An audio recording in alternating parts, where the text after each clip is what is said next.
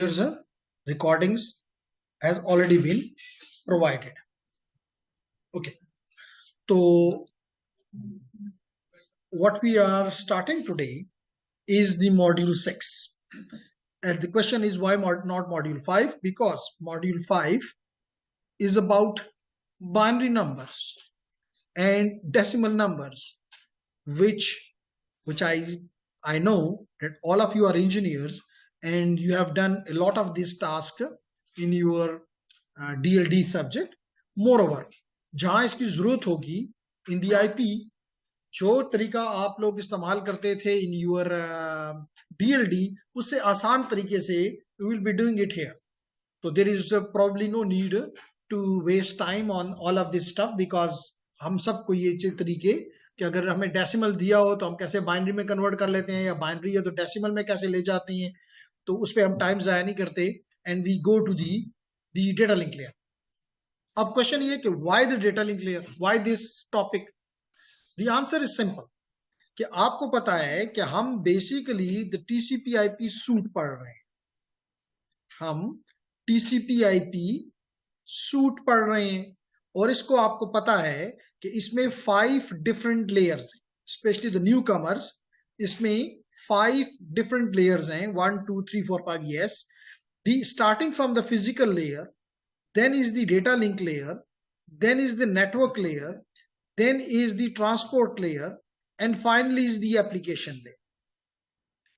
Now the question is कि हमने ये लास्ट जो हमने फ्राइडे को क्लास खत्म की उसमें हमने फिजिकल लेयर को स्टडी किया. और फिजिकल लेयर में हमने क्या स्टडी किया?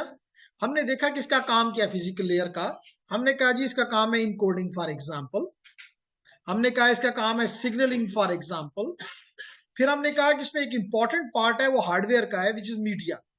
और फिर हमने इंटेंसिवली इन डिटेल स्टडी किया कॉपर मीडिया को भी, फाइबर ऑप्टिक को भी, और हमने वायरलेस को भी स्टडी किया. इसके अलावा दैट्स नाइस कि आप लोगों ने खुद कॉपर केबल बनाई और उस कॉपर केबल से एक छोटा लोकल एरिया नेटवर्क फ्राइडे को आपने यहां पे बनाया और उससे आपने एक कंप्यूटर से दूसरे कंप्यूटर तक data through a switch definitely आपने शिफ्ट किया. यानी यहां पे आपने कोई फाइल फॉर एग्जांपल रखी जो कि शायद आप लोगों ने कोई म्यूजिक का वो था, प्रॉब्ली कुछ भी हो सकता है, और उसको आपने दूसरे कंप्यूटर पे रन कर लिया या डाउनलोड कर लिया. तो बेसिकली इस एक्टिविटी से एक चीज और आप भी कर सकते हैं कि अगर आप यहाँ पे एक प्रिंटर लगा दें, इस स्विच के साथ एक प्रिंटर लगाओ, तो जितने भी डिवाइसेस हैं यहाँ पे PC1, PC2, PC3 and so on, सबके सब will be able to print through a single printer. तो it is exactly the same what we have done, या जो हमारा मकसद है कि लैन का या नेटवर्क का बेसिक गोल जो है वो है रिसोर्स शेयरिंग. Resource sharing. तो आपने एक एग्जांपल के तौर पे एक फाइल को या फोल्डर को शेयर किया और बाकी लोगों ने उसको हासिल कर लिया. तो इस तरह प्रिंटर को भी ये काम में ला सकते हैं. क्यों? मिसाल के तौर पे आपके घर में नेटवर्क है, चाहे वायर्ड है वायरलेस है, एक प्रिंटर है, आप उस प्रिंटर के चाहते हैं कि जी हर एक के कमरे में अलग अलग प्रिंटर हो, विच इज डेफिनेटली रिसोर्सेज का लॉस.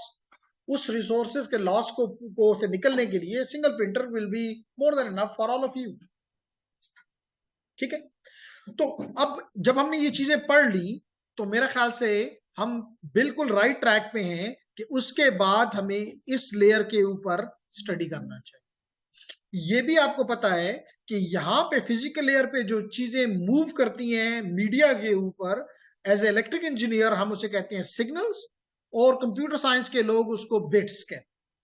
लेकिन इन रियलिटी आपने देखा कि they are the signals. Then हमने कहा कि फिर डेटा लिंक लेयर पे क्या होगा, इसका नाम जो कुछ डेटा लिंक लेयर के ऊपर आपके के बिट्स हैं उनको आप the group of bits we call them the frame. तो डू रिमेंबर कि नाउ जब भी आपको को कहता है कि फ्रेम में मसला है, टू अंडरस्टैंड, या मैं फ्रेमिंग में काम कर रहा हूं, to understand that you are working with the at the data link layer. मिसाल के तौर पे एनआईसी कार्ड है, हमने लास्ट क्लास में आपको दिखाया एनआईसी कार्ड। अगर आपने एनआईसी कार्ड को किसी कंपनी में काम कर रहे हैं, वो बना रहे हैं या उसके प्रोटोकॉल्स में तब्दीली कर रहे हैं, नई टेक्नोलॉजी लेकर आ रहे हैं, सारी टेक्नोलॉजी डे वन पे तो नहीं थी ना। और आपने ये भी देखा कि अगर कोई एग्जिस्टिंग टेक्नोलॉजी है उसमें भी इंप्रूवमेंट आ रही है, तो on which layer you are working? At the data link layer. मिसाल के तौर पे आप कहते हैं कि जी वाईफाई है, ब्लूटूथ है, जिगबी है, I want to improve it. मैं एक ऐसा ला रहा हूं, उसमें इंप्रूवमेंट क्या है? लेट करें कि आप आईओटीज में काम कर रहे हैं, सेंसर्स हैं, तो आपको पता है कि सेंसर्स में the important thing is, one of the important thing is the battery life. It should work for a long time, because आप हर एक, जैसे अपनी मोबाइल को आप चार्ज करते हैं, आगे आ जाओ बच्चे, जैसे आप अपनी मोबाइल को चार्ज करते हो हर रोज या हर दूसरे दिन, probably it is not possible कि आप सेंसर्स को इस तरह, क्योंकि सेंसर्स में एक इंपॉर्टेंट चीज ये है, क्योंकि लोकेशन कोई इतनी आसान नहीं होती। हो सकता है आपने किसी दरख्त के साथ को लगाया हुआ हो, अब हर रोज तो दरख्त पे चढ़ने से रही, या आपने उसको छत पे लगाया हुआ है, आपने उसको वॉशरूम में लगाया हुआ है, सेंसर है, कहीं भी लगाया, पानी में रखा हुआ है, आप उसको नहीं हर रोज वो कर सकते। आप एक नई पॉलिसी लेकर आते हैं, आप एक नया प्रोटोकॉल लेकर आते हैं, आप कहते हैं जी ये पहले वाले से 20% ज्यादा या कम बैटरी इस्तेमाल करता है। It's nice. So where you are working? You are working at the data link layer. But this is research, क्योंकि मैं इस जो कोर्स जब पढ़ाता हूं तो मैं दोनों एंड्स को ओपन रखता हूं। मार्केट एक एंड को कैप्चर करने की कोशिश करती है, और मकसद भी उनका यही होता है कि आप ये डिवाइसेस यूज करना आपको आते हैं। हमारा मकसद ये है कि अगर आप में से कोई कल रिसर्च में जाता है तो उसको पता हो कि जी I am working on this area और ये मेरा मकसद है। तो आप एक नया वाईफाई का मॉडल लेकर आते हैं, यही हुआ ना। It started with 1 megabit per second, went to 10 megabit per second, went to 100 megabit per second, 54 megabit per second, 100 megabit per second, then 3 and 4 and 50 megabit per second, and now it is possible to have in gigabits. Now this is how the research is being done at the data link layer, and people are putting their efforts, their contributions into the research and coming up with the new variants of the same technology. Technology तो वही है wifi, लेकिन definitely that is improved as compared to the previous one. Same is with Ethernet. Ethernet में भी it came up with 10 megabit per second, then 100 megabit per second, then 1 gig, then 10 gig, and now progressing toward 40 gig. तो किसी ने तो काम किया ना। तो what where the guy is working or at the data link layer. So at the data link layer you have to take care of the frames. Clear? Then जब आप इसको पढ़ लेंगे, छोटा चैप्टर है, we will be spending a lot of time on the network layer, because it is the heart of the networks. It is the heart of the internet. And the two very, very important items, IP version 4 and IP version 6, will be covered here, along with ICMP. Along with ICMP version 4 and ICMP version 6. Version 4 के साथ version 4 नहीं कहा जाता, because it is understandable that is with version 4। ICMP जब कहता हूं means with version 4, जब ICMP version 6 कहूंगा it means related to the version 6। तो this is a quite longer part, but definitely we have to cover it. And here we call them IP datagram. We call them IP datagram, or IP packet even you call it, or a packet. Then it goes to the upper layer, and here we call it, here we have two protocols, TCP and UDP. If we are using the TCP, and we'll make it clear how, why TCP and why not UDP and vice versa. बात समझ आ रही? जान, शेर and Asif, online guys, although we have only Jan, Sher, Sanaullah and Osama. Does it make sense to you? So gentlemen, हम बात कर रहे हैं कि you will be talking about the, if you are using a TCP, you will call it a segment, and if you are using a UDP, it means you will be calling it a UDP datagram. UDP datagram. And finally, the application where you have the messages. So one by one, and here in the application part, we will be concentrating on the applications which are essential for the network. Like for example, HTTP, HTTPS, SNMTP, or DNS or DHCP. These are the applications which are essential for the internet. However, people like you even go and write their own applications if they have the programming skills good, and that is a productive business as well. लोग mobiles के लिए, wired के लिए, wireless के लिए, banks के लिए, अब देखते हैं तमाम बैंक्स वेब की एप्लीकेशंस लिखकर they are earning, but the question is where you want, that is important. ठीक है, तो इस वजह से हम आज ये चैप्टर, ये पार्ट जिसको मैंने रेड में सर्कल में रेक्टेंगल कर दिया, जिसका मॉड्यूल 6 में एक्सप्लेनेशन है, और नेम है इस मॉड्यूल का डेटा लिंक लेयर. कुछ समझ आई? क्यों? क्योंकि हमेशा मेरी कोशिश होती है कि जब भी हम कोई काम शुरू करें पता हो कि ये क्यों कर रहे हैं. तो पता लग रहा है कि भाई इसके बाद डेफिनेटली, यानी फिजिकल लेयर के बाद definitely we should go to the data link layer one by one. So which means the approach which we are using is not the top bottom but bottom top. Is it clear, everyone? Is there any question? No question. Okay. So what topics we will be covering here, or what are the objectives of this module? First of all, we will be covering the purpose of this layer. The purpose of this layer. Then we will be talking about the topologies. Gentlemen, if you want, you can, if we have a chair here in front as well. Okay, so हम बात कर रहे हैं about the topology, and we'll be talking about the topologies in LAN as well as in WAN. But in depth about the WAN, we'll be talking about in another course, which is enterprise networking, security and automation. WAN is there. We are starting from the LAN and going toward the WAN. Okay. Then and finally we'll be talking about in this chapter or module, the data link layer frame. Data link layer frame. So gentlemen, we start with the purpose of the data link layer.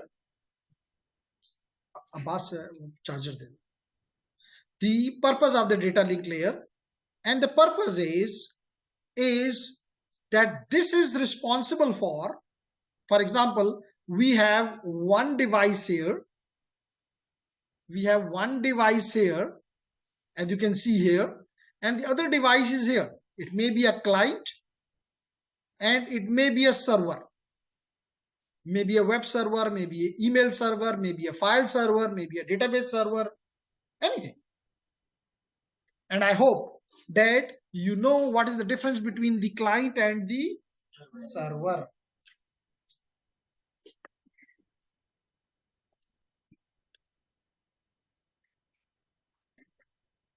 Especially those, लेकिन इसका हरगिज ये मतलब नहीं, बाजू का teacher ये इस्तेमाल करता है कि जी यू ऑलरेडी नो, और फिर एकदम स्टूडेंट इतने माशाअल्लाह समझदार होते हैं, कहते हैं इसका मतलब इससे पूछना नहीं, क्योंकि टीचर ने कह दिया कि यू ऑलरेडी नो, इसका मतलब कि ऑलरेडी नो है.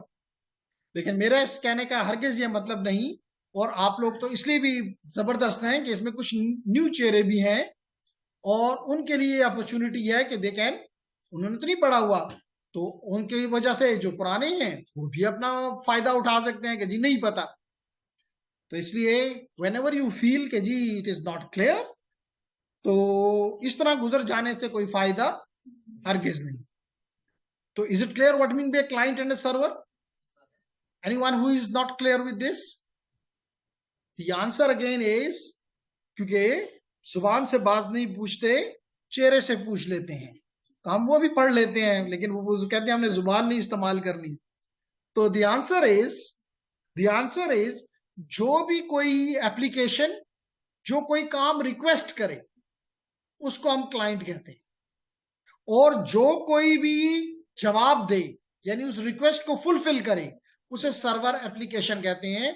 आल्दो के स्टूडेंट्स को ये एक गलतफहमी होती है कि शायद क्लाइंट और सर्वर मशीन है। नहीं, क्लाइंट और सर्वर एप्लीकेशंस हैं। वो एप्लीकेशन जो रिक्वेस्ट करे उसे हम क्लाइंट कहेंगे, और वो मशीन, वो एप्लीकेशन जो कि आपकी मकसद को पूरा कर दे, उसे हम सर्वर कहेंगे। जैसे मिसाल के तौर पे, अगर मैं अभी अपना ब्राउजर ओपन कर लूं, अब इस ब्राउजर में जो कुछ भी मैं यहां लिखूंगा, तो ये इसका मतलब मैं कुछ मांग रहा हूं।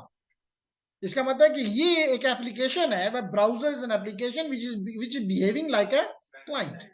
अब जो ही मैं ये लिखता हूं तो मुझे ये सब कुछ मिल गया, मुझे पैकेट ट्रेसर भी मिल गया, मुझे और चीजें भी मिल गई। क्या अब्बास जो न्यू कमर्स हैं, ये नेट अकेड पे अब जाने की इनको समझ आ गई है? देखिए, एक बात हमें समझ नहीं आ रही कि हम आपको एक्स्ट्रा भी देने की कोशिश करते हैं, लेकिन माशाल्लाह आप कोशिश करते हैं कि हम एक्स्ट्रा की तरफ ना जाएं। आपकी मर्जी का टाइम हमने चूज किया, हमने नहीं कहा कि जी बस इस टाइम पे आना है। फिर भी काफी स्टूडेंट्स नहीं थे, तो हमें समझ नहीं आती कि हम आपको किस तरह फैसिलिटेट करें ताकि आप अपना मोड तब्दील कर दें, लर्नर बन जाएं। और जिनको ऑलरेडी वो फारग हैं, वो भी आके उस क्लास में बैठ सकते हैं। कोई पाबंदी नहीं है कि जी नहीं, यही लोग जो नए हैं ये आए और पुराने नहीं आ सकते। उनकी एक मुफ्त में रिवीजन हो गई, तो आपकी अपनी चॉइस है। तो जेंटलमैन, हम बात कर रहे थे अबाउट दी कि डेटा लिंक लेयर किस लिए रिस्पॉन्सिबल है। एक एनआईसी को दूसरी एनआईसी के साथ जो कनेक्ट करता है वो है आपका डेटा लिंक। सिंपल। जैसे मिसाल के तौर पे इस वक्त अगर आप देखें तो I am connected, this computer is connected to this access router which is outside of this room. और आप लोग याद रखें कि स्पेशली द न्यू कमर्स, यहां पे इंटरनेट अवेलेबल है। तो आपको इंटरनेट के लिए हम कोशिश करते हैं कि आपको किसी मोबाइल डेटा की जरूरत ना हो। तो यहाँ दो नेटवर्क्स मौजूद हैं, एक सिस्को लैब के नाम से और सिस्को अकेड के नाम से। और दोनों के यूजर एसएसआईडीज भी और पासवर्ड भी ग्रीन बोर्ड के ऊपर लिखे हुए हैं। तो आप अपने डिवाइसेस को उससे कनेक्ट कर सकते हैं और फायदा उठा सकते हैं। तो इस वक्त मैं जो चीज कह रहा हूं कि एक तरफ ये मेरा कंप्यूटर है और एक तरफ ये एक्सेस रूटर है। तो this is a NIC to NIC communication, या मैं ये कह सकता हूं नोड टू नोड कम्युनिकेशन, क्योंकि एनआईसी नोड के अंदर है। और या होस्ट टू होस्ट कम्युनिकेशन कह लूं, एक होस्ट है, मैं दूसरे होस्ट के साथ बात कर रहा हूं। नॉर्मली हम नोड या होस्ट उसको कहते हैं जो कि ये तीन काम करे। कौन से तीन काम? वो डेटा जनरेट कर सके, वो डेटा ट्रांसमिट कर सके, वो डेटा रिसीव कर सके, वो डेटा स्टोर कर सके। लाजमी नहीं कि चारों के चारों काम करे, लेकिन अगर इनमें से कोई भी करता है तो वो हमारे लिए नोड है, होस्ट है। Is it clear everyone? तो जेंटलमैन, हमें यहाँ पे ये कहा गया कि डेटा लिंक लेयर क्या क्या काम है, किस पर्पज के लिए रिस्पॉन्सिबिलिटी है। Communication between the end devices, आप इनको एंड डिवाइसेस भी कह सकते हैं, इन नोड्स को। एंड डिवाइस और फिर नोड में थोड़ा सा फर्क है। एंड डिवाइस कंपल्सरी वो है जहां पे ट्रांसमिट होता है या रिसीव होता है। जैसे इस वक्त मिसाल के तौर पे मेरे साथ कुछ स्टूडेंट ऑनलाइन भी मौजूद हैं, मेरे कंप्यूटर से, मेरे लैपटॉप से ट्रांसमिशन हो रही है और मेरे के कंप्यूटर से ट्रांसमिशन हो रही है, और जितने भी हमारे स्टूडेंट हैं जो कि अपने घरों में बैठे हुए हैं वो रिसीव कर रहे हैं। तो these both are definitely the end devices. जबकि इंटरमीडिएट डिवाइसेस हैं, जैसे राउटर्स हैं, स्विचेस हैं, फायरवॉल्स हैं, इंट्रूजन डिटेक्शन सिस्टम्स हैं, इंट्रूजन प्रिवेंशन सिस्टम्स हैं, वेब सिक्योरिटी अप्लायंसेस हैं, ईमेल सिक्योरिटी अप्लायंसेस हैं. They are all the intermediate devices. They are the host but not the end devices. क्योंकि यहाँ पे टर्मिनेट नहीं होती, ना यहाँ से स्टार्ट होती है ना टर्मिनेट होती है. नॉर्मली ये सिर्फ फॉरवर्डिंग का काम करता है. फॉर एग्जाम्पल, कुछ बात समझ आ रही? ओके. तो ये यहाँ पे कहा गया कि जी डेटा लिंक लेयर का एक एनआईसी से दूसरे एनआईसी तक, एक एंड डिवाइस से दूसरे एंड डिवाइस तक, एक नोड से दूसरे नोड तक, एक होस्ट से दूसरे होस्ट तक जो कम्युनिकेशन करवाई जाती है, इसके पीछे डेटा लिंक लेयर का हाथ है. देन अब इसका काम क्या? अभी जैसे मैंने आपके सामने लेयर्स बनाई थी कुछ देर पहले, तो ये ऊपर की लेयर्स को, यानी मिसाल के तौर पे नेटवर्क लेयर को, ट्रांसपोर्ट लेयर को, एप्लीकेशन लेयर को फैसिलिटेट करती है कि नीचे जो मीडियम है, और यही एक इस लेयर का फायदा है. आपका स्पेशली नए लोगों के ज़हन में आ गए लेयर करने की जरूरत क्या थी, क्योंकि ये सब एक दूसरे से इंडिपेंडेंट हो गए हैं. अगर ये इंडिपेंडेंट ना होते तो फिर आपको सबका ख्याल रखना पड़ता. मिसाल जैसा भी मैंने कहा, अगर आप यहाँ पे एक नई टेक्नोलॉजी लेकर आते हैं, एनटी लिख देता हूं, न्यू टेक्नोलॉजी, इसके लिए फिर आपको सारा ऊपर चेंज करना पड़ता है कि जी अब तो ये नई टेक्नोलॉजी है, इसकी और रिक्वायरमेंट है, और पैरामीटर्स हैं, सब कुछ ऊपर भी चेंज करो, सब कुछ नीचे भी तब्दील करो. नहीं, नो नीड. आप अपने एरिया में काम करें, इट्स नाइस. आपको किसी भी उसकी जरूरत हरगिज नहीं. तो जेंटलमैन, जो ऊपर आपका नेटवर्क लेयर है, देखिए ना, आईपी को कोई नहीं पता कि नीचे मैंने कॉपर से जाना है, नीचे मुझे फाइबर से जाना है, नीचे मुझे एयर से जाना है, नीचे मुझे वैक्यूम से जाना है, नीचे मुझे वाटर से जाना है. नहीं, उसका ये काम ही नहीं है. वो अपना काम करके बस खुश है. तो ये है नंबर 2 कि इट अलाउज अपर लेयर से मुराद network layer to access the physical medium. Which may be, for example, UDP. It may be a serial cable, which may be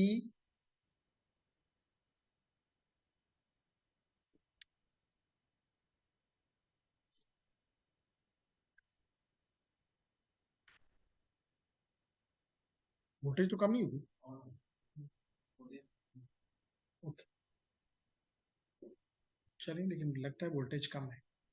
anyhow, तो it tells us about the physical layer. Physical layer को, upper layer को facilitate करता है कि आप हम मत करो, जो भी नीचे फिजिकल, और आपको पता है फिजिकल मीडियम आपका तब्दील होता रहता है. जैसे अभी मैं जो वॉइस भेज रहा हूं, ये वीडियो भेज रहा हूं, ये यहां से लेके इस एक्सेस रूटर तक इट इज वायरलेस. उसके आगे अगर आप देख रहे हैं तो आपको एक ब्लू कलर की इस तरह की वायर नजर आ रही है, यूटीपी केबल है. उसके बाद फाइबर है, कुछ भी हो सकता है. तो इस सारे गम से अपर लेयर्स को आजाद कर दी गया. अब एप्लीकेशन प्रोग्रामर ये इसका गम नहीं करता. अब आईपी लेयर, ट्रांसपोर्ट लेयर इसका काम नहीं करती. This layer, your data link layer, take care of all of this. Is it clear? Okay.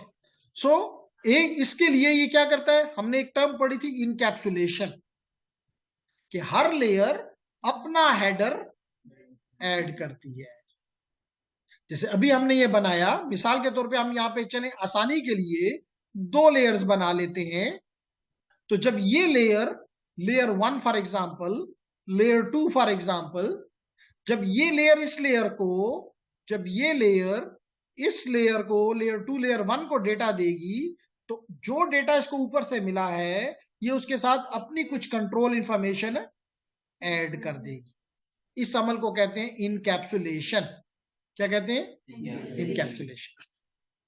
और जब ये डेटा आता है तो बस यही लेयर, जो इस मिसाल पे लेयर 2 ने जो हेडर ऐड किया है, डेस्टिनेशन पे, इंटरमीडिएट डिवाइसेस पे, सिर्फ यही हेडर ये रीड करेगी, उसके मुताबिक एक्ट करेगी, प्रोसेस करेगी, और फिर इसको रिमूव कर देगी.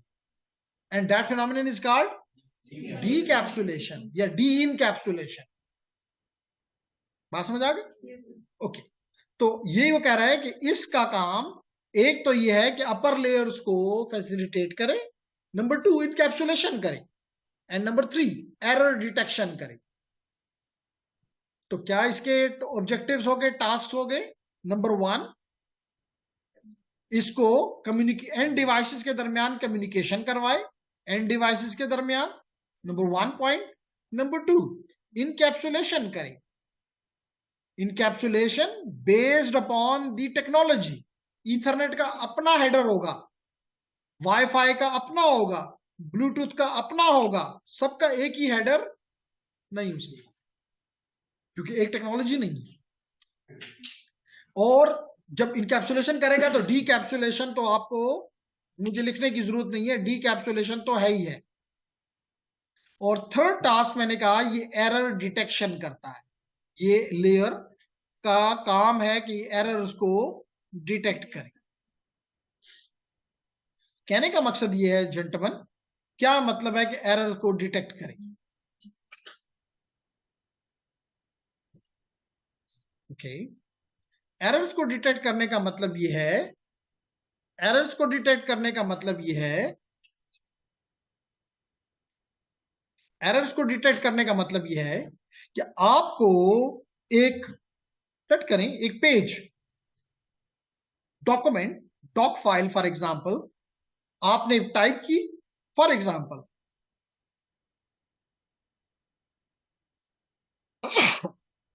मिसाल के तौर पे मैंने अभी आपको ये लिंक भेजा, मैंने अभी ITN वालों को ये लिंक भेजा। अगर आप इसके एक बिट भी आगे पीछे हो जाए तो ये लिंक वैलिड हरगिज नहीं। अगर मैं अभी इसमें सिर्फ 8.1 को 8.11 कर दूं और भेज दूं आपको कि जी कनेक्ट करो इसके साथ, you will not be able to connect. अब द आंसर इज के कैसे पता चलेगा सोर्स को, डेस्टिनेशन को, कि जो सोर्स ने भेजा है अगर डेस्टिनेशन को एग्जैक्टली वही बिट बाय बिट वही चीज मिल गई है, इसका मतलब है that is error free, error free, and that is something which is desired. क्योंकि अभी हमने कहा कि अगर एक, सबसे पहले तो ये डिफाइन कर दो एरर किसे कहते हैं। आंसर इज, आपको पता है कि डिजिटल कम्युनिकेशन में व्हाट इज फ्लोइंग इज 1 और 0। योर कंप्लीट मैसेज, यानी अभी जो कुछ मैं बोल रहा हूं, मेरी वीडियो, मेरी screen, that is being converted into 1 and zeros, and these 1 and zeros are transmitted onto the through the data link layer to the physical medium toward the destination. Now if this, मैंने तो 1 भेजा लेकिन destination पे ये 0 बन जाए, या मैंने तो 0 भेजा डेस्टिनेशन पे 1 बन जाए, तो हम इसको कहते हैं कि क्या अकर हो गया है? एरर अकर। अब आप कहेंगे कैसे मैं 1 भेजूं तो 0 कैसे हो सकता है? क्वेश्चन तो आपके जहन में आ रहा है कि मैंने तो 1 भेजा, यानी सोर्स ने 1 जनरेट किया, तो डेस्टिनेशन को 0 क्यों मिलेगा? या सोर्स ने तो 0 जनरेट किया, डेस्टिनेशन को 1 क्यों मिलेगा? जेंटलमैन, हमने लास्ट चैप्टर में पढ़ा है कि 1 and zeros through the by the using the signaling methods we convert them into some voltage levels. मिसाल के तौर पे 1 may be equal to +5 and 0 might mean -5 for example. तो अगर मिसाल तौर पे मैंने 1 जनरेट किया तो it will be represented by +5 like here +5, और अगर -0 है तो it is represented by -5 for example. तो क्या जब ये सिग्नल किसी भी मीडियम से गुजर रहा हो, चाहे वो वायर्ड है, वायरलेस है, गाइडेड है, अनगाइडेड है, तो क्या ये +5 +2 नहीं हो सकता? हो सकता, क्योंकि रास्ते में कोई, मिसाल के तौर पे अभी बारिश हो रही है, लेट इट बी, जब ये सिग्नल मूव कर रहा था तो दरमियान जो हमारे प्लांट्स हैं उनकी एब्जॉर्प्शन बहुत ज्यादा हुई है, वहां पे सिग्नल एब्जॉर्ब हो गया और ये +5 +2 बन गया या +1 बन गया,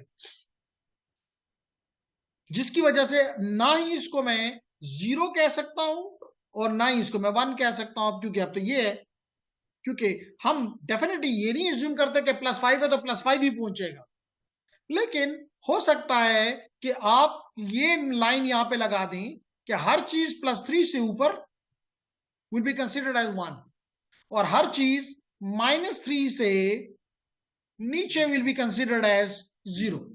ठीक है, विद पैसेज कुछ अटेन्युएशन तो आएगी, नो, उसमें कोई शक की बात नहीं। लेकिन अगर कोई यहां पे आ गया है तो उसके बारे में we are not confident enough कि हम उसको क्या कहें। इस वजह से हम इसके बाद में श्योर नहीं है। इसलिए ये भी हो सकता है क्या मैंने +5 भेजा और वो सिग्नल कहीं यहां पे पड़ा हुआ मुझे मिला, कहीं -1 -2 मिला, तो इट इज नॉट। ये भी हो सकता है कि ये +5 मुझे यहाँ पे -5 के फॉर्मेट में मिल गया, एक और सिग्नल उसमें ऐड हुआ and I got this -5, so 1 becomes 0 और 0 बिकम्स 1। तो अब ये and that is called error which is being introduced by mostly by the medium. याद रखो कि जो हमारे इंजीनियर दो किस्म के होते हैं, एक हार्डवेयर के लोग, वो भी इंजीनियर हैं, और एक ट्रांसमिशन के लोग। हार्डवेयर वाले हमेशा सारा का सारा मलबा ट्रांसमिशन के हवाले कर देते हैं कि ये सारे एरर तुम्हारी वजह से। हाउएवर जो हमारा हार्डवेयर होता है उसकी वजह से भी ये हो सकता है, लेकिन प्रोबेबिलिटी कम है, इसलिए सारा कुछ उन पे, और वो कहते हैं जी इन्वायरमेंट है, हमारे कंट्रोल में नहीं है। मिसाल के तौर पे अभी थंडरस्टॉर्म हुआ, आपने देखा होगा, स्पेशली जब आप वायरलेस के जरिए बात कर रहे होते हैं, चाहे मोबाइल पे कर रहे हो, पहले कुछ, या आप इवन सैटेलाइट टीवी देख रहे हो, और अगर थंडरस्टॉर्म होता है आपकी स्क्रीन के ऊपर कुछ सेकंड्स के लिए, माइक्रो सेकंड के लिए ब्लर आ जाता है। Yes, what is happening, ones become 0 and zeros become 1, simple. बात समझ आ रही है? Now the answer is, question ये है कि उसने तो ये 1 और 0 भेजा, मुझे कैसे पता है कि 1 ही भेजा गया था, क्योंकि मैं उसे कह रहा हूं ये एरर में चला गया है। तो हमने पहले भी एक्सप्लेन किया, दोबारा एक्सप्लेन कर रहा हूं बैक, कि हमें इसके बारे में हरगिज पता नहीं हो सकता। अगर पहले से पता हो तो फिर तो हम उसे कहें मत भेजो, बस मुझे पता है तुमने क्या कहना है, मैं खुद ही जनरेट कर लेता हूं। तो पता नहीं है। और ये भी याद रखो कि एक एक बिट पे ये नहीं होता, एक ग्रुप ऑफ बिट्स को हम, मिसाल के तौर पे ये 1000 बिट्स है, 1000 बिट्स का एक अदद फ्रेम है फॉर एग्जांपल।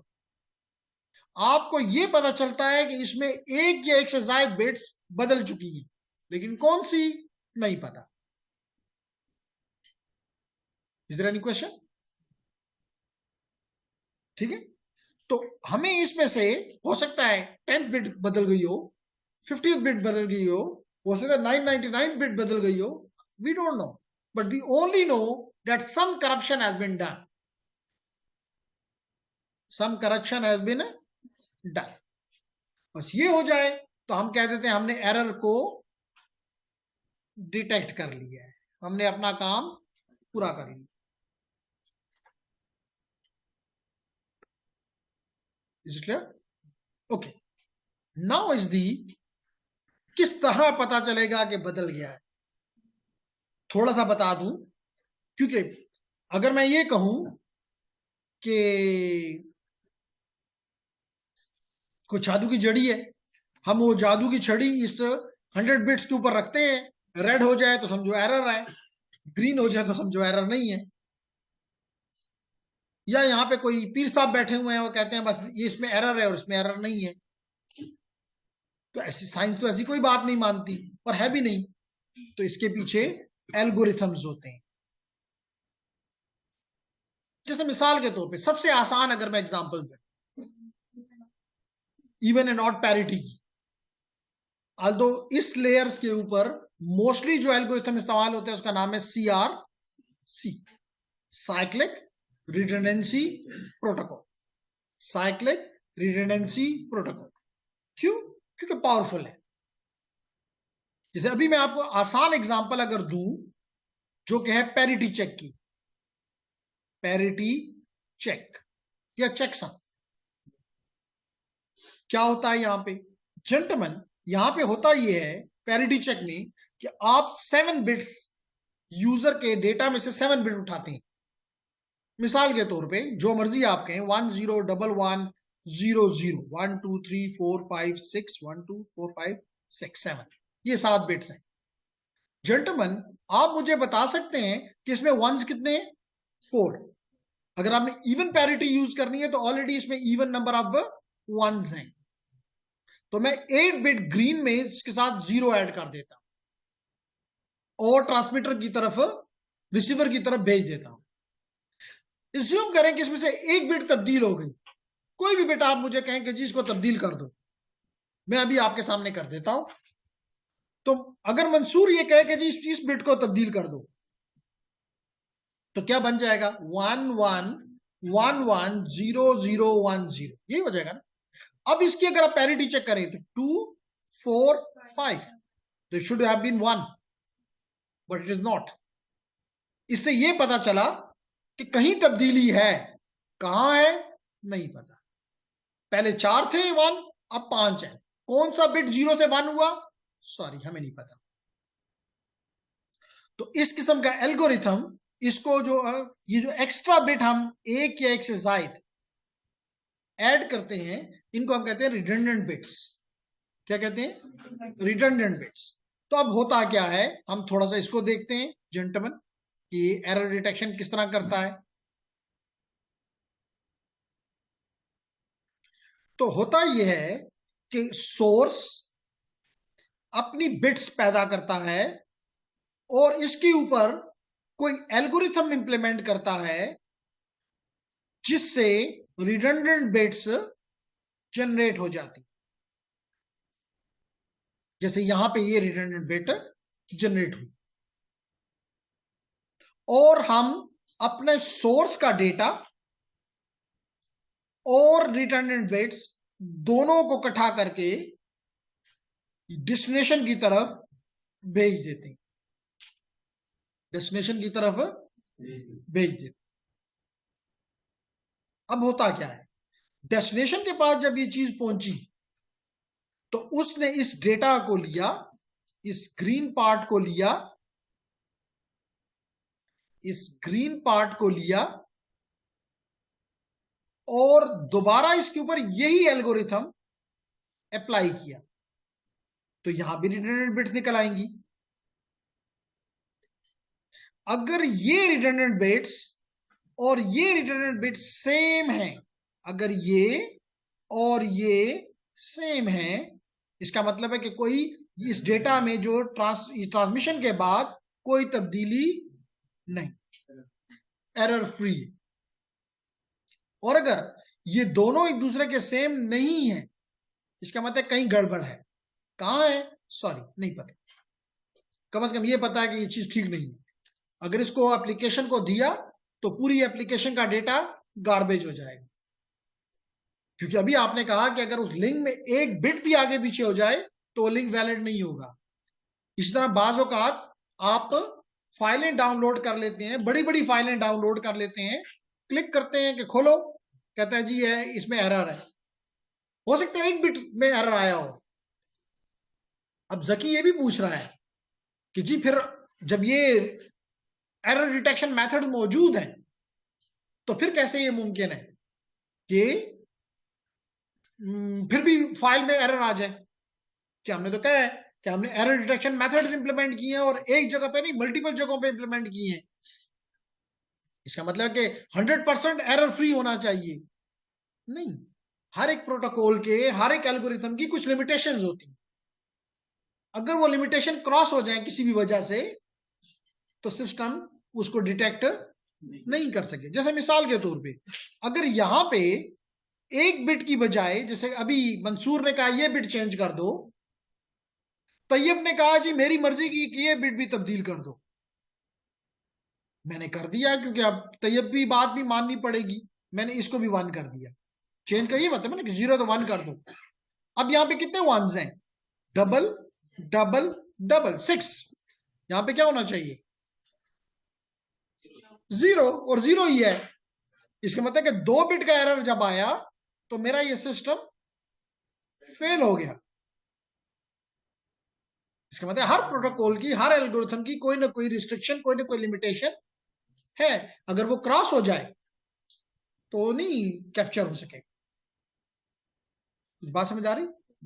ओके। तो लेडीज एंड जेंटलमैन, यही मेरा मकसद था कि ये लेयर परफॉर्म करती है error detection and reject the corrupt frames. क्यों रिजेक्ट? क्योंकि अगर एक वो देख,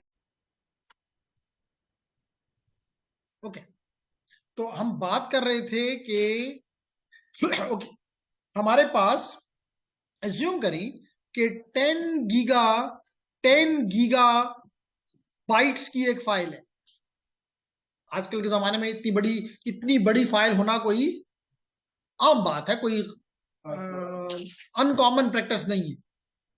स्पेशली जब मैं आपको साइबर सिक्योरिटी पे शिफ्ट करूंगा और उसके लिए लैब्स करनी पड़ेंगी, तो हमें तो बहुत मशीनें चाहिए होंगी इस पर्पस के लिए।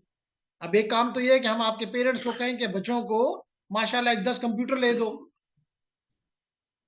फिर उनको फायरवॉल भी ले दो, उनको सारी चीजें जो जो चाहिए सब खरीद दो, क्योंकि हमने उनको पढ़ाना है। वो कहेंगे पढ़ाने से बेहतर है इनको घर भेज दो। तो हम क्या करेंगे? हम यही डिवाइसेस को इस्तेमाल करेंगे।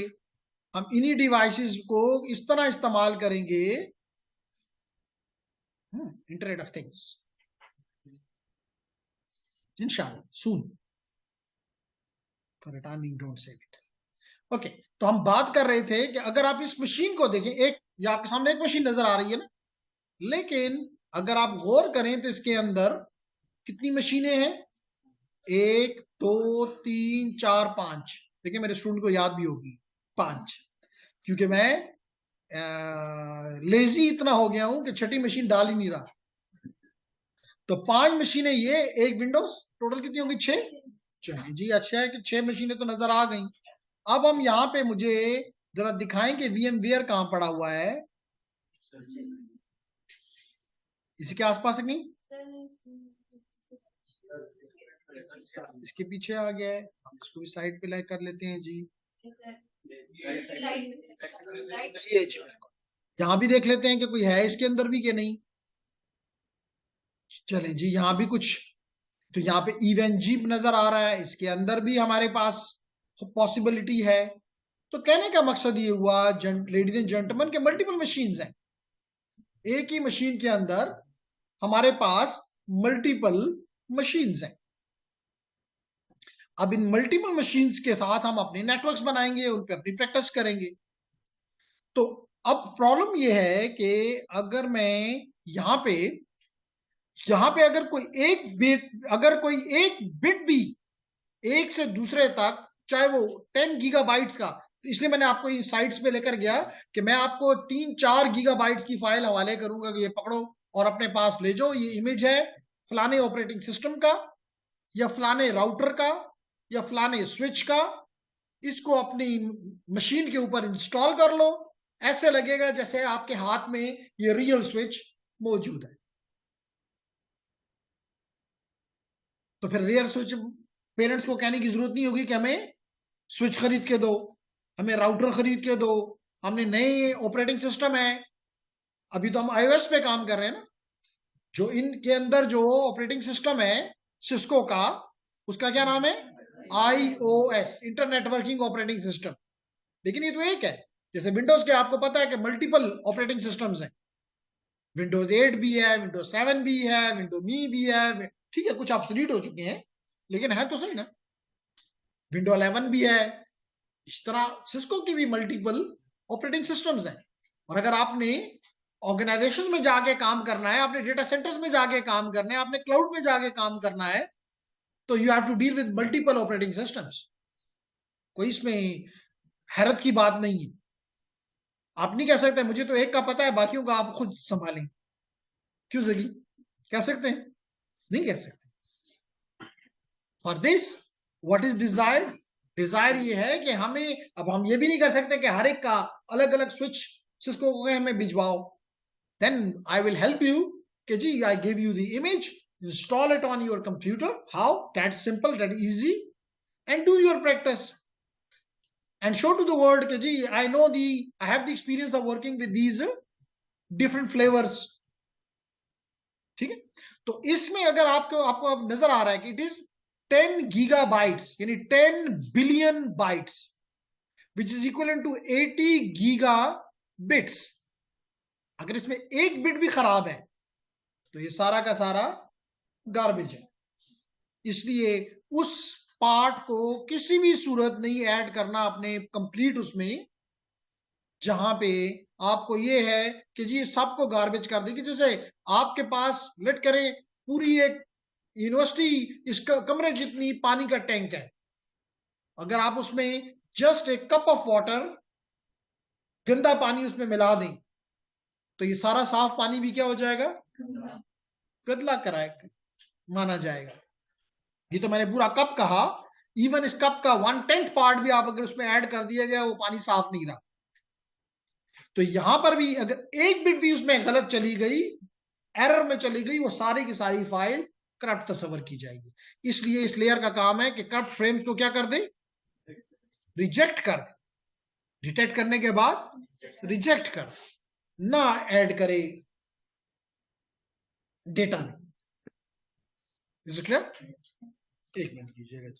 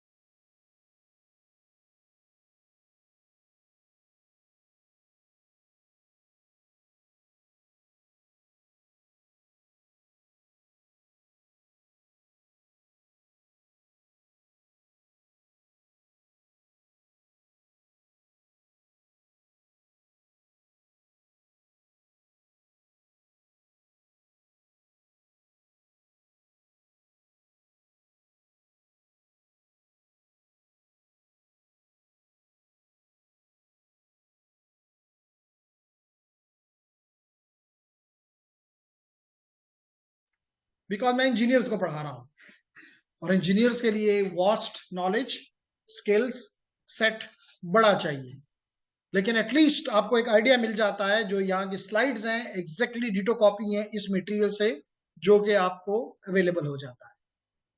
ठीक है, इस्तेमाल करते होते हैं कि नहीं? नाइस। अब देखिए यहाँ पे, अब मैं फर्दर एक चीज बताता चलूं। शुरू में ही मैंने थोड़ा सा आइडिया दिया था लेकिन डिटेल में बात नहीं की थी कि अगर ये आपका नेटवर्क लेयर है, अगर ये आपका डेटा लिंक लेयर है, अगर ये आपका डेटा लिंक लेयर है, तो लेडीज एंड जेंटलमैन इसको फर्दर 2 सब लेयर्स में डिवाइड किया गया हुआ है। सब लेयर्स यानी अपर लेयर को, जो अपर सब लेयर है इसको आप LLC logical link control sub layer और मैक सब लेयर कहो। क्या जरूरत, याद रखो कि ये पार्ट और ऊपर का part this is all in software, और ये और नीचे this is completely in hardware.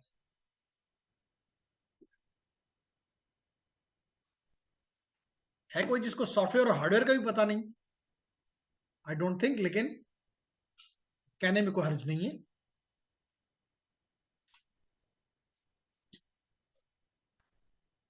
Is it clear gentleman? समझ आ रही है? What's your good name? Zakariya. Zakariya, समझ आ रही है जिक्रिया? ओके। लेकिन कोशिश किया करें कि साथ अपने लैपटॉप रखा करें, क्योंकि अगर कोई टास्क करना होता है तो बेहतर ही होता है कि मेरे साथ करो।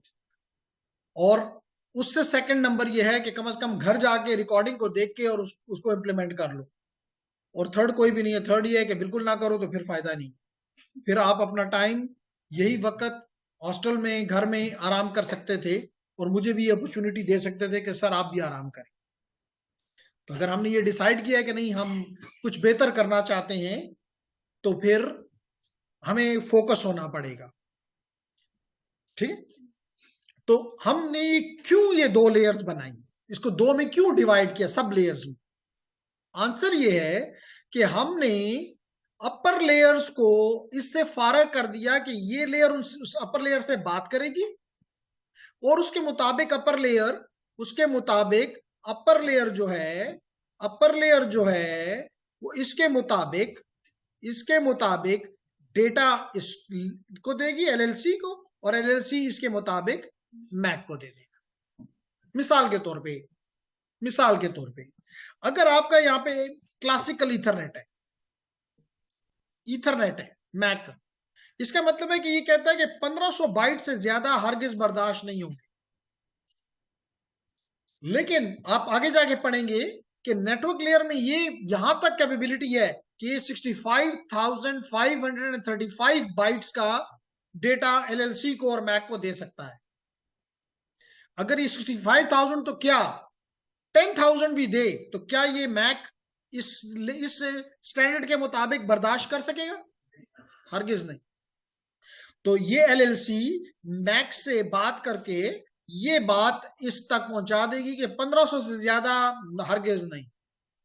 अब इसके मुताबिक नेटवर्क लेयर हो सकता है 1000, हो सकता है 1100, हो सकता है 1200, हो सकता है 1300, यानी any integer number between 64 bytes and 1500 bytes. तो अब देखा ना, इसने ये काम एक सैंडविच है कह लें, जिसका काम इन दोनों लेयर्स के दरमियान ऊपर लेयर और इस मैक लेयर मैक लेयर से मुराद हार्डवेयर के दरमियान चीजों को दुरुस्त रखना है। ये है एलएलसी का काम। जबकि ये जैसे मैंने बताया ये हार्डवेयर में है, तो यहां पे आपको क्लियर हो जाएगा। और याद रखो इस लेयर को 802.802 और इस डिपेंडिंग अपॉन कि यहां पे मैक किसका है, मैंने बताया मैक इथरनेट का भी हो सकता है, मैक WLAN का भी हो सकता है। यहां पे अभी आपको यहां पे नजर भी आएगा, ये ब्लूटूथ का भी हो सकता है, ये जिगबी का भी हो सकता है। तो अकॉर्डिंगली अगर ये है तो it is describe by IEEE by the standard 802.3। अगर ये है तो इट इज 802.11। अगर ये है तो 802.15। अगर ये है तो 802.15.4। तो यहां पे मुख्तलिफ टेक्नोलॉजीज हो सकती हैं। जैसे मिसाल के तौर पे अगर मैं अपना लैपटॉप की एग्जांपल लूं, इस वक्त मैं इसमें से ये इस्तेमाल कर रहा हूं, इस वक्त मैं ये इस्तेमाल कर रहा हूं, यस। लेकिन मेरे पास ये भी है, मेरे पास ये भी है। हो सकता है यहां पे मोबाइल डेटा हो, that's another data link layer technology. तो इसका मतलब है कि मल्टीपल पॉसिबल है। जैसे मिसाल के तौर पे अगर मैं अभी इसको बंद कर देते हैं क्योंकि अब आपने देख लिया है, दुआ करें कि टाइम मिले ताकि मैं इसमें नई नई चीजें और ऐड करूं ताकि आप लोगों के लिए ये सारी चीजें रेडी रहें। तो हम बात कर रहे थे कि अगर अब अगर यहां पे आप देखो, I go to the command prompt and I write here ipconfig/all। तो लेडीज एंड जेंटलमैन आप देख सकते हैं कि कितने, देखिए जी ये इथरनेट का है, ब्लूटूथ नेटवर्क कनेक्शन है। यहां से ऊपर अगर आपको दिखाऊं तो आपको नजर आएगा कि जी क्या नजर आएगा, ये देखिए जी वाईफाई, दूसरा adapter.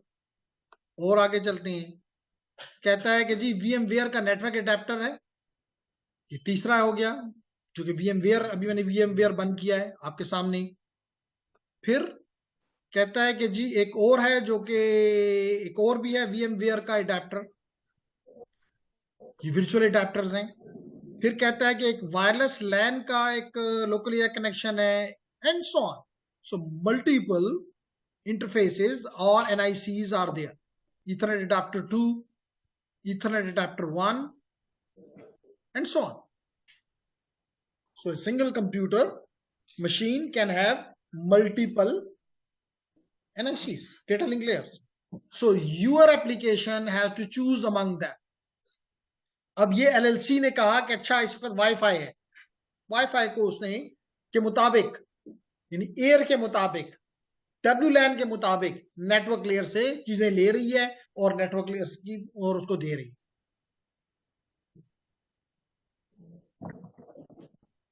Ji, anyone from the, I have only two, Jansher and Sanaullah. Do you have any question? Jansher, आपका mic on है. If you have any question, please come on. Okay, so I continue Zikriya. Okay, Jansher ने अपना mic close कर दिया. He is not interested to ask any question. So if you look at here, gentlemen, if you look at here, and here you can see that here is the, in the chat I have something, and it is no. Okay, so here is my network layer, and here is my data link layer, which is divided into two sub layers, LLC and MAC, as I explained. So here is your LLC, single LLC, which is given by 802.2. क्या मतलब है? मतलब यह है कि अगर आप इस पे कोई काम करना चाहते हो, इसको सीखना चाहते हो, पढ़ना चाहते हो, तो ओपन स्टैंडर्ड मौजूद है, इसको डाउनलोड करो, पढ़ो, इंप्लीमेंट करो, नोबडी स्टॉप्स यू. लेकिन यहां पे मल्टीपल है. ये LLC इसके साथ भी काम कर सकती है, इसके साथ भी कर सकती है. यहां पे सिर्फ 3 बताई है, मैंने आपको इससे ज्यादा दिखाई. तो जो भी इसमें से एक्टिव है, और ये भी बताता चलूं, इवन इस 203 में it may be a 10 megabit per second one, it may be a 100 megabit per second one, it may be a 1 gig one. Here again it can be 802.11 B G A N blah blah. Here the Wi-Fi, sorry, Bluetooth, different. आपने देखा होगा, कहते हैं Bluetooth की second की वो है, ये थर्ड है वर्जन. इवन Zigbee, कल आप हम चाहेंगे कि you should be working on automation of different things. The automation of networks is different. Automation of anything, for example, मिसाल के तौर पे आपने देखा है कि as you go to the room, दरवाजे पे पहुंचते हो, दरवाजा खुल जाता है, ऑटोमेशन है ना. जो ही आप अंदर चले जाते हो, दरवाजा बंद हो जाता है, दैट इज ऑटोमेशन. या जो ही आप अंदर कमरे का टेम्परेचर 30 डिग्री पे रखना है, 30 पे रहेगा. सर्दी, दरवाजा खुल जाएगा तो मशीन ऑन हो जाएगी, कमरा गर्म हो जाएगा, मशीन बंद हो जाएगी. This is all automation. So by using different sensors, they will be talking to the centralized machines and making them on and off as per your desire. तो कहने का मकसद, there are multiple different technologies at the MAC layer, not one. Does it make sense, ladies and gentlemen? So if yes, then I can say that LLC sublayer communicate between the networking software. किसका networking software? Upper layers का lower layers के साथ. और MAC क्या करता है? This is responsible for, MAC is responsible for encapsulation, error detection. यानी यही हेडर को ऐड करेगा, ये लेयर हेडर को ऐड करेगी, हेडर को रिमूव करेगी, हेडर को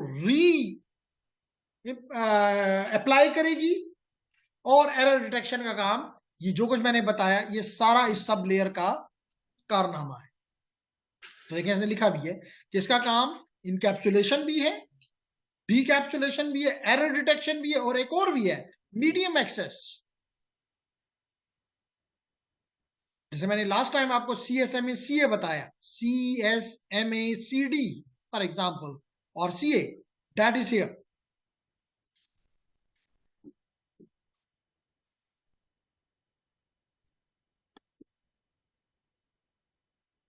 क्यों तलहा, मुश्किल तो नहीं हो गया? Everyone clear? Nice. Anyhow, Zakaria बताओगे क्या होता है medium access control? MAC address. Physical address जो एक डिवाइस के लिए स्पेसिफिक, इसको मीडियम एक्सेस कंट्रोल कहते हैं। क्या ख्याल है अब्बास? सर जो मीडियम एक्सेस कंट्रोल है इसके काम है कि ये डेटा प्रोवाइड करते हैं, एनकैप्सुलेट करते हैं और जो एरर डिटेक्शन है वो सब दे देता है।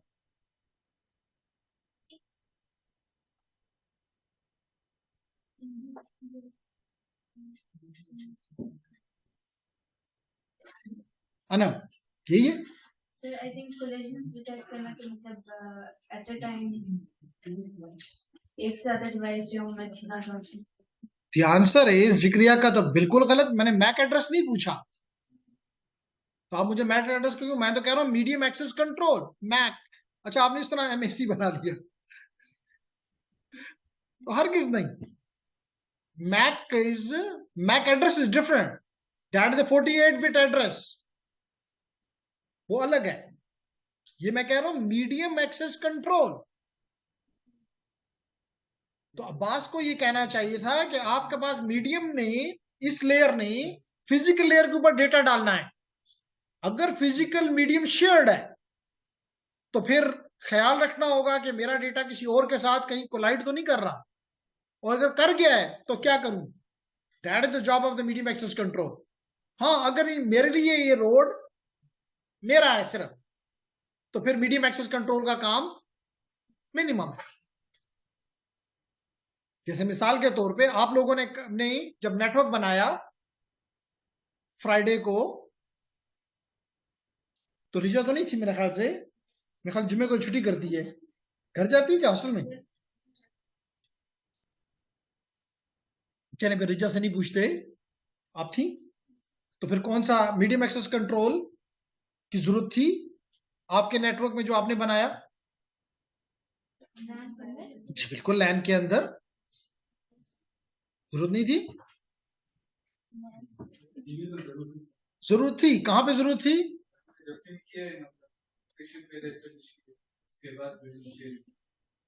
ठीक है,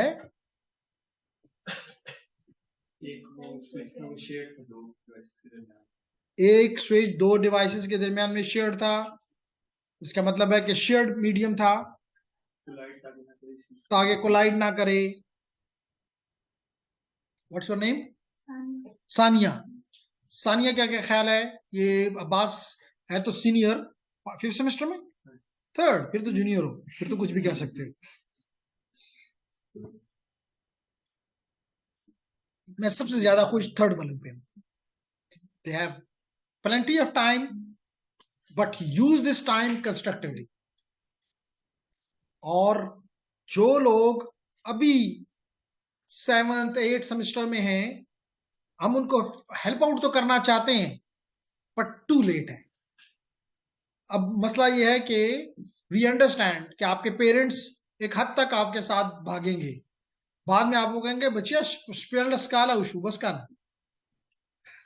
तो उस चीज से बचने के लिए बेहतर है कि ये जो हमारे पास स्लॉट है 3rd 5th 4th, ये क्वाइट अच्छा टाइम है। अच्छी खासी तैयारी करके अच्छे खासे स्किलफुल बन के मार्केट में उतर सकते हैं, तो नाइस।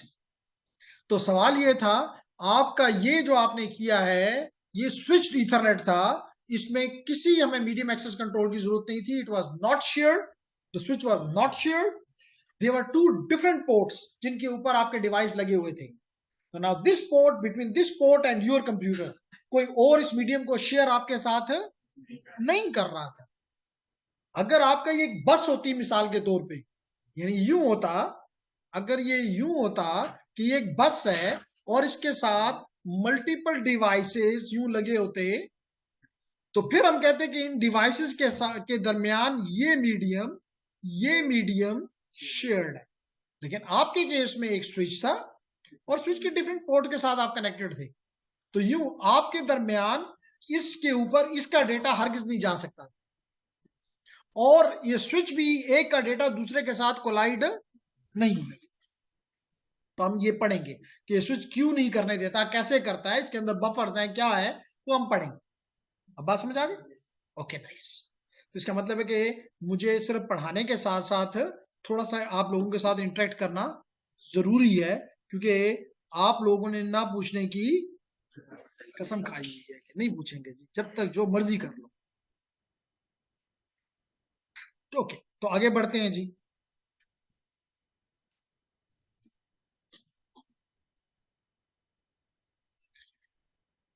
ओके, तो देखिए जी, प्रोवाइडिंग एक्सेस टू मीडियम। तो ये लेयर का, डेटा लिंक लेयर का क्या काम है कि आपको मीडियम तक एक्सेस प्रोवाइड कर, यानी कि आपके एप्लीकेशन से एक चीज निकली, एप्लीकेशन ने ट्रांसपोर्ट को दी, ट्रांसपोर्ट ने नेटवर्क को दी, नेटवर्क ने एलएलसी को दी, एलएलसी ने मैक को दी, और इस मैक ने फिजिकल लेयर के हवाले, यानी कि आपके मीडियम के हवाले कर दी। तो this is access to the medium. तो दिस लेयर प्रोवाइड्स यू, और this both provides you access to the medium. Okay, so packet exchange between nodes में, नोड मैंने अभी एक्सप्लेन किया, मोस्टली वी से कि कोई ट्रांसमिट कर सके, रिसीव कर सके, स्टोर कर सके, या फॉरवर्ड कर सके, तो हम उसे कहते हैं कि ये नोड है। तो मे experience numerous data link layer and media transaction. तो मैंने अभी बताया कि लाजमी नहीं कि एक दफा अगर आप कॉपर पे चले गए तो सारी जिंदगी जब तक ये अपने एंड डेस्टिनेशन को नहीं पहुंचेगा कॉपर ही रहेगा, नहीं। कॉपर के बाद हो सकता है ये एयर पे चला जाए, एयर के बाद हो सकता है ये वाटर में चला जाए, वाटर से हो सकता है ये फाइबर पे चला जाए, nobody nose, it is changing. तो यही वो कह रहा है कि nodes experience numerous data link layer and media transactions. तो हर नोड पे क्या होगा, जब भी मिसाल के तौर पे ये आपकी नोड है, मिसाल के तौर पे ये आपका स्विच है जो कि एक नोड है, इंटरमीडिएट डिवाइस है, तो जब ये भेज रहा होगा या कोई डिवाइस आपके साथ इसके साथ लगा देते हैं, ये आपका डिवाइस है PC1, ये आपका PC2। तो क्या है, जब आपने यहां पे डेटा भेजा तो आपने उसको इनकैप्सुलेट किया, जब यहां पहुंचा तो यहां पे हम इसको यूं बना लेते हैं, एक रिसीविंग एंड है और एक ट्रांसमिटिंग एंड है। तो यहां पे जब पहुंचा, फिजिकल पे पहुंचा, आपके डेटा लिंक लेयर पे आया, इसने इसको जब इनकैप्सुलेट हुआ था तो यहां इसने इसको डीकैप्सुलेट किया। डीकैप्सुलेट करने के बाद इसको दोबारा अपने दूसरे डेटा लिंक लेयर के ऊपर, यानी साथ की पोर्ट के ऊपर, लेट कर ये पोर्ट नंबर 1 है, ये पोर्ट नंबर 10 है, जैसे कल आपने किया, पर फ्राइडे को आपने किया। तो डीकैप्सुलेट में आप इसको री इनकैप्सुलेट करेंगे, यानी दोबारा इनकैप्सुलेट करेंगे और यहां पे दे देंगे। तो इसका मतलब इसका काम इनकैप्सुलेशन भी है इस लेयर का, डीकैप्सुलेशन भी है और री इनकैप्सुलेशन। और फिर यहां से एक चीज आई और इधर निकाल दी गई, इस अमल को क्या कहते हैं, ट्रांसमिशन। इस अमल को क्या कहते हैं, फॉरवर्डिंग या स्विचिंग। तो क्योंकि इस पोर्ट से आया और मैंने इस पोर्ट पे निकाल दिया, तो मैंने क्या किया, फॉरवर्डिंग की। तो इसका मतलब इनकैप्सुलेशन, डीकैप्सुलेशन, री इनकैप्सुलेशन एंड फॉरवर्डिंग। तो देखिए यही बात हमने यहां पे की, एक्सेप्ट द फ्रेम, पहला काम, फिर उसको डीकैप्सुलेट किया, पहले एक्सेप्ट किया, फिर डीकैप्सुलेट किया, फिर री इनकैप्सुलेट किया और फिर फॉरवर्ड कर दिया। तो यही यहां पे लिखा है, डीकैप्सुलेट किया, री इनकैप्सुलेट किया और फिर फॉरवर्ड कर दिया एक नए फ्रेम के तौर पर। फिर ओके, अब ये काम ज्यादातर डेटा लिंक लेयर के काम, हमेशा हमारी ख्वाहिश है, हमारी से मुराद ऑपरेटर की ख्वाहिश है, वेंडर की ख्वाहिश है कि चीजें स्टैंडर्डाइज्ड। क्यों कि स्टैंडर्डाइज्ड होंगी। आपको अब ये मिसाल के तौर पे, अगर आपके लैपटॉप में आपका वाईफाई कार्ड खराब हो जाता है, लेट करें आपका HP का या लिनोवो का, चले मेरी एग्जांपल लिनोवो का है, क्या मुझे लिनोवो का ही वाईफाई कार्ड खरीदने की जरूरत है? क्या ख्याल है रिजा? No, I can take even from Cisco. I can take from Intel. Why? Because all of them are standardized. हम आपको पढ़ा तो सिस्को का कोर्स रहे हैं, लेकिन हमारी ख्वाहिश है कि हम मिक्स करें सिस्को और हवावे को. इसलिए वैसे आप देख रहे हैं यहाँ आपके रैक में सिस्को भी लगा हुआ है, हवावे भी लगा हुआ है, क्योंकि इंडस्ट्री किसी एक की गुलाम नहीं होना चाहती. तो वजह क्या है? क्योंकि इंडस्ट्री ने, जो स्टैंडर्डाइजेशन बॉडीज हैं, उन्होंने इन तमाम को, चाहे वो सिस्को है, इंटेल है, हवावे है, जूनिपर है, वगैरह वगैरह, सबको कहा कि जी आपने, आपकी मर्जी, लेकिन स्टैंडर्ड्स ये हैं. फिर मजबूरन इन्होंने स्टैंडर्ड को फॉलो किया, क्योंकि अगर ये स्टैंडर्ड को फॉलो नहीं करेंगे तो मार्केट से बाहर हो जाएंगे. आप लाजमी तौर पे ऐसा कभी भी खरीदना नहीं चाहेंगे कि नहीं इसके बाद भी आपको यही लेना है. आपकी हार्ड ड्राइव है, खराब हो जाती है, आप अपनी हार्ड ड्राइव को इंक्रीज करते हो, कोई जरूरी नहीं है कि लिनोवो में लिनोवो की डालोगे. इवन लिनोवो के अंदर लिनोवो की खुद भी हार्ड ड्राइव नहीं है, क्योंकि वो हार्ड ड्राइव नहीं बनाता. तो कहने क्यों? Because all of them are standardized, and standardization bodies are either IEEE और ITU और NC, ये अमेरिकन स्टैंडर्डाइजेशन बॉडी है, and ISO. So these are the standardization bodies which are there to serve you. बात समझ आ रही? Which provide you standards, and then according to these standards, the vendors like Cisco, Intel, Mac, etc., they form their equipment. They give you the equipment. Ji, any question, Tayyab? No. So with this, we will be starting the topologies. And in very simple terms, very simple terms, topology mean arrangement of devices, how they are interconnected with one another. Simple. This is called topology. How the devices are interconnected with one another. For example, it may be connected like here, one device to another device. Or it may be that all of the devices are connected to a central point like this. Or it may be a single bus to which different devices are connected. So what are these representing? The way the devices are, the way these devices are connected to one another. Connected to one another. And these are called topologies. तो हम देखेंगे कि LAN की क्या topologies हैं और WAN की क्या टोपोलॉजीज पॉसिबल है.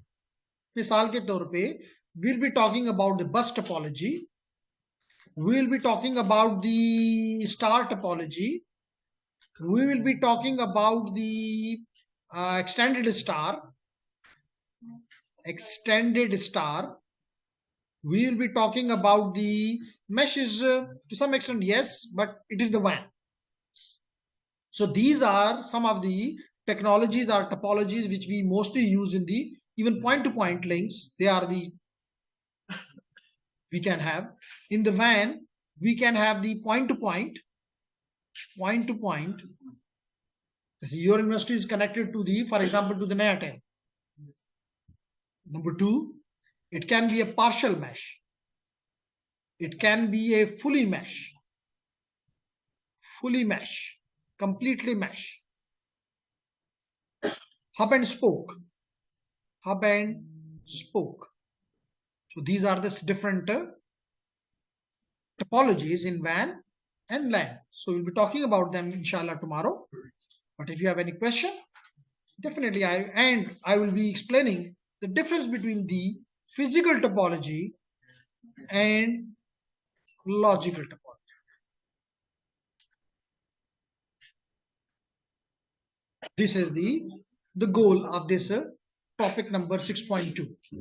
Ji, Zaki, there is some question. SSH is Ji, bata. SSH is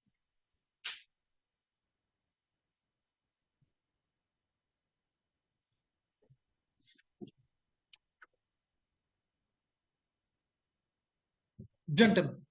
अब मिसाल के तौर पे you have one device, you are here in Peshawar and there is a device in maybe US, and you know that both of them are connected through a cloud.